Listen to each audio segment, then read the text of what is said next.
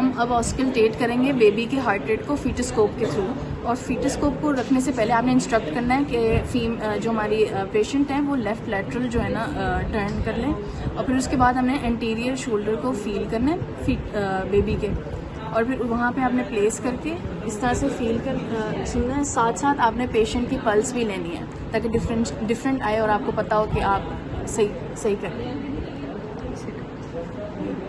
इस तरह से फिर पेशेंट को हम कवर कर देंगे। और थैंक यू।